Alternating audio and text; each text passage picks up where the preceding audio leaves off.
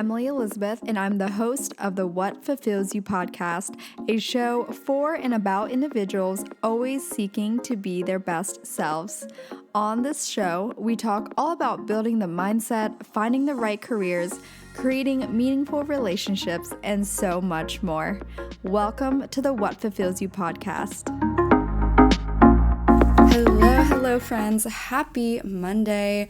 Welcome back to another episode of What Fulfills You. My name is Emily Elizabeth. I'm your host. And to kick off the week, I wanted to start off with a Monday episode, a little bit of a shorter one, but something that I've been thinking about and working on in my own life, and it has worked wonders. It has done a lot for me, and because of that, I feel compelled to share this with you guys. And for those of you who also are interested in implementing these different practices in your life, in an episode recently, I want to say probably 2 or 3 episodes ago, this was a solo episode where I talked about a MTA subway employee worker, which is here in New York City. MTA is the company. just for those of you who are non-New Yorkers who are not familiar, I spoke about this guy from a subway ride experience where I was so impressed and heavily impacted by his energy. And I made a comment in that episode that it's something that I am working to bring back as a consistent practice in my life, because it's something that I did probably, I want to say like starting 2 years ago and into 2023. I really had this strong practice of loving meditation, mindfulness, and the things that I have read from the Buddhist Thich Nhat Hanh. And it's interesting because I want to make it pretty transparent. I don't follow Buddhism necessarily, but I basically 2 years ago picked up some books from a Buddhist named Thich Nhat Hanh. And he talks a lot about mindfulness and meditations and different ways we can meditate on a daily practice. And that includes even walking. And a practice that I started adopting after reading some of his books is simply literally acknowledging to myself when I'm walking in Manhattan, when I'm breathing in, I literally breathe in, I think of my own mantra. So that could be breathe in, I am healthy. I breathe out, I am healthy. Something of that nature. And what it has done for me personally is that it's really connected my mind and body together in that moment. And it brings me to the present, which is, I think for all of us, sometimes a bit of a struggle. We forget that we're actually not present because we could be walking on our way into work, but we're thinking about whatever thing that we have to do for that day, right? So we're not present.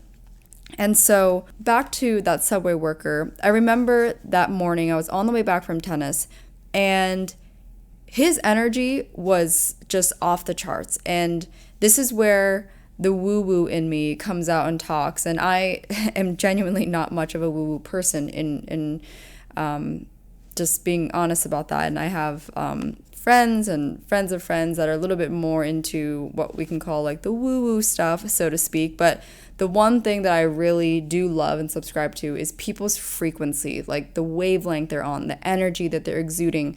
This worker, when he was announcing each stop that we were arriving to, which is per standard, right? We're on the way to Chambers Street, which is a stop here in New York. And when we got there, he literally said something like, "Rise and shine, folks. We have just arrived to Chambers Street. And if you need to hop on and transfer over to the 1, you're going to go right over there, just across the platform. Yep, right over there. You're going to transfer over to the 1. If you need to transfer to the 3, you're going to wait for the next one coming here in 3 minutes." And I just started smiling to myself because I have never in my 3 years of living in New York have heard anyone so jolly and so vibrant. And this is also in the morning, so I think that is such good energy to share with fellow New Yorkers. And then he did it at the next stop again when we got to what we call Fulton Street. He's like, "Good morning, folks. We have arrived to Fulton Street. Here you can find Chick-fil-A, Chipotle on this street and like all the nearby spots." And then he said you can also head over to the World Trade Center. Like, it was so cool to me. And that's what I'm talking about when you practice showing up in a loving energy on a daily basis. I talked about this with one of my best friends at brunch the other day. I was telling her something that I realized that I wasn't doing, which is keeping that consistent regardless of external obstacles and issues and people and all of that, because it is so easy and a lot more common for us to get brought down into the frequency of other people. So let's say someone was kind of like nasty to us for whatever reason. This could be at work, within friendship, in dating, whatever. We just let it get to us so easily and frequently, and we often respond at their frequency. Of course, I've done this myself, but as I was reading, or rereading rather, Thich Nhat Hanh's very, very tiny book, it's like literally a pocket size. You can fit it in any purse, I swear. And it's a perfect short read because it's like it's just daily pages, right? And the book is called How to Love. And I love it so much because when I was reading it, I realized so much of what I talk about very much aligns with what he talks about in terms of like mindfulness and love. And for example, I'll read a page for you guys. This page is called Feeding Our Love. Each of us can learn the art of nourishing happiness and love. Everything needs food to live, even love. If we don't know how to nourish our love, it withers. When we feed and support our own happiness, we are nourishing our ability to love. That's why to love means to learn the art of nourishing our happiness. So it made me think about the subway worker. I wonder what he's doing in his own life to show up in such a vibrant energy. He's not getting pulled down by any lower frequency, right? And I was thinking to myself, what am I doing? What am I doing to keep that muscle strong? I look at it from a lens of building muscle and working out, right? This is basically just a muscle I have not worked out as consistently or as frequently as I would like. And so later that day, after brunch, I remember I felt a little bit off. And so I decided to just put this into practice. Something I also mentioned on that episode a few weeks back, but something I once did 2 years ago. Once I was getting into this loving energy, this frequency, understanding it, I started to just smile at people on a daily basis at random and like consistently. And I remember this because I remember the reactions I got from other people. And I did this again the other day when I was just kind of going about my day. I went to the ferry in New York and it was a nice day. So I decided to just take the ferry on a round trip with no like destination, just for the sake of being on the ferry, out on the water and enjoying the sunset in New York. It was beautiful. And I just took the ferry for the hell of it. And I felt so good, you guys. It was just purely joy for me. And on that ride, I remember I was smiling at people. I walked onto the ferry. I had a big smile to the ferry worker. And I remember looking at the guy. He was like, he had a different reaction right away. When I gave him a big smile, he also lit up. He was like, because, a lot of workers, like, especially, they're just doing their normal job, right? Day to day. People are getting on and off the ferry. Sometimes, most of the time, they're not even acknowledged, these workers. So I walk on and I look at him. I give him a smile. I said, "Good evening." And he looks back. He's like, "Good evening." And he just had a big shift, right? And I loved that interaction because it just felt a high loving frequency.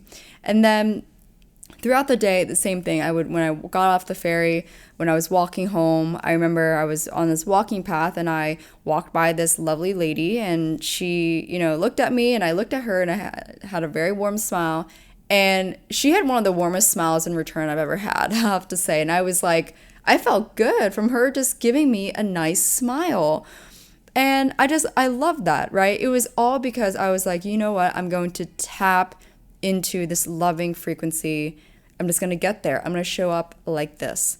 And so that subway worker very much inspired me to think about these things. And then also just in my own personal life, it's something that's been in the back of my head, just knowing that this has been a little bit out of practice. And I want to read one more just short passage from this book, How to Love, because this just really makes me think about how it is that I'm really showing up and how I actually want to show up. This other passage called Digging Deep on page 66. Practicing loving kindness meditation is like digging deep into the ground until we reach the purest water. We look deeply into ourselves until insight arises and our love flows to the surface. Joy and happiness radiate from our eyes, and everyone around us benefits from our smile and our presence. If we take good care of ourselves, we help everyone. We stop being a source of suffering to the world, and we become a reservoir of joy and freshness. Here and there are people who know how to take good care of themselves, who live joyfully and happily. They are our strongest support. Whatever they do for everyone. So I will leave you guys with all of that for some food for thought as we kick off the new week. And we are still in my favorite month of the year, October, because of fall season, and I'm crazy obsessed with fall.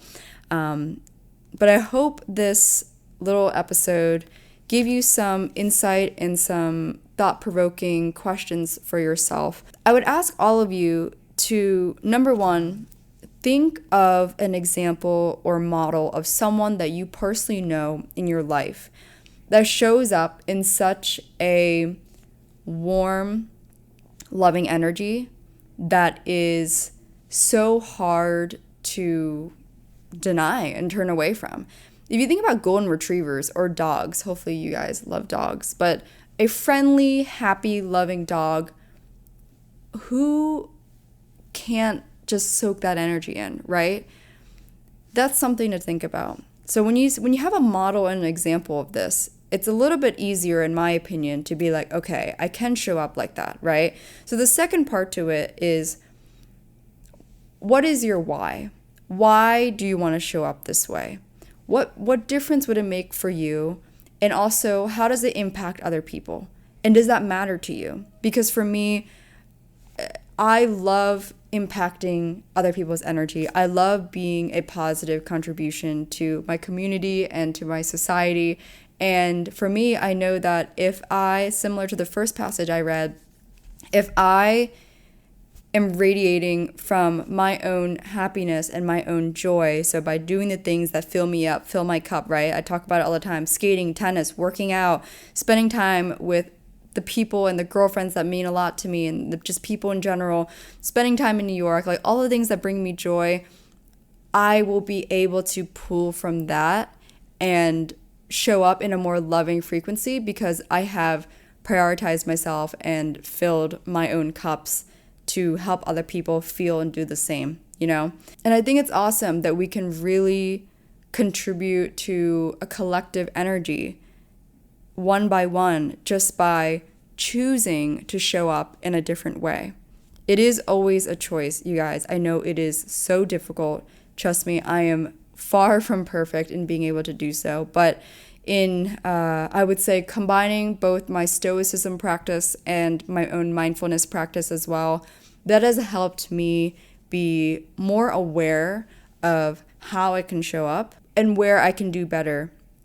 And I think it's always important to be self-aware of those things in yourself, and so that way you can show up the best for you and for other people.